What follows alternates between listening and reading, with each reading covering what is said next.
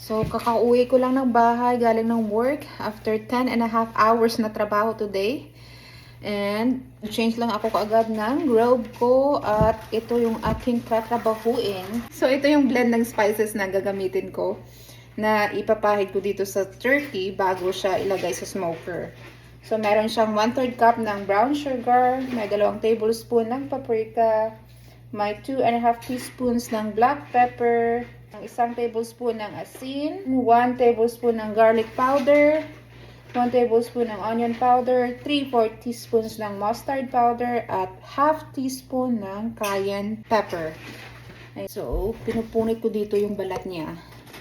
Tapos, pinapasok ko dito yung aking kamay. Ayan. Ilang taon na rin namin itong ginagawa every Thanksgiving. Sinusmoke namin yung turkey para mas malasa. Ayan. Medyo mahirap lang siyang i-start. Okay. And then dito din sa kanyang legs. Para maipasok natin yung ating mga spices. Can you give me a spoon? Mm-hmm. My hands are dirty. I got it. Okay. Mix it. Yeah. So, i-mix ko muna ito lahat. Actually, punet ko na ito kagabi kaya medyo tumigas na yung sugar dito. Yung sugar medyo namuo. So, manamis-namis na maalat-alat na medyo manghang. And of course, smoky. And we'll mix na siya. Lagyan na lang natin yung spices dito sa loob. Ipahid natin. Ayan, oh, kita nyo. Dito sa kabila. And then, dito din sa legs, sa loob.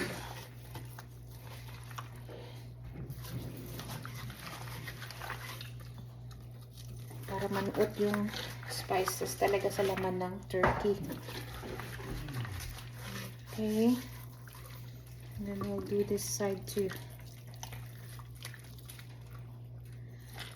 Grabe yung balat ng turkey. And then damihan pa natin dito sa loob. Sa may breast.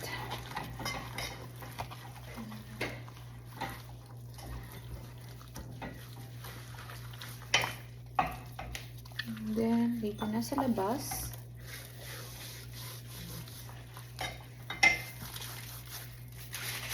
Takpak. Parang pinapaliguan siya. Ito rin.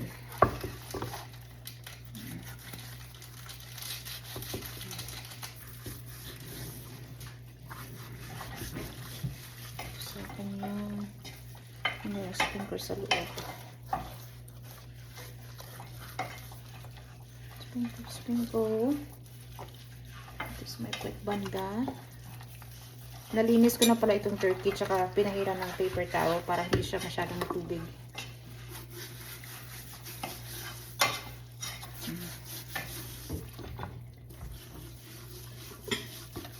Ayan. So, mamula-mula na siya. Wish nakapunitin ako dito para kili-kili. And then, meron dito yung mga lamang loob, tsaka yung leeg. Pinapahiran ko din yan. Sinusmoke din. Ito yung atay, tsaka yung gizzard.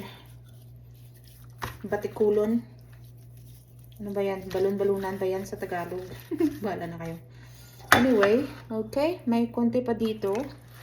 So, dagdagan ko dito sa loob para manuot talaga yung kanyang sarap. Okay. That's it there. And then, we let it sit in the fridge overnight para manuot talaga yung spices niya.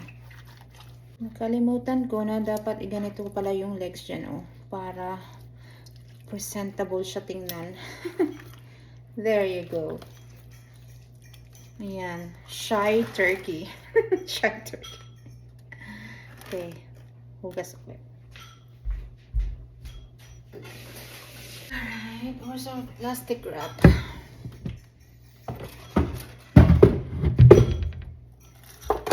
Ito na yung itsura ng ating turkey.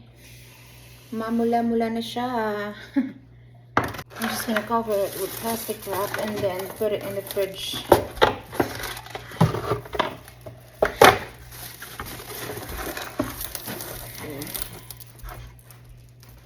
Oops.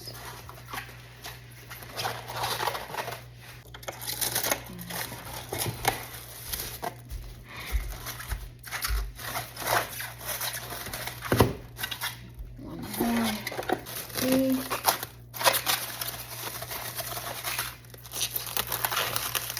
Okay, ilagay ko na to sa fridge. Happy Thanksgiving! See you tomorrow! Good night! Okay, it's time to put the turkey in the fridge. I hope it fits. See... Oh, it did!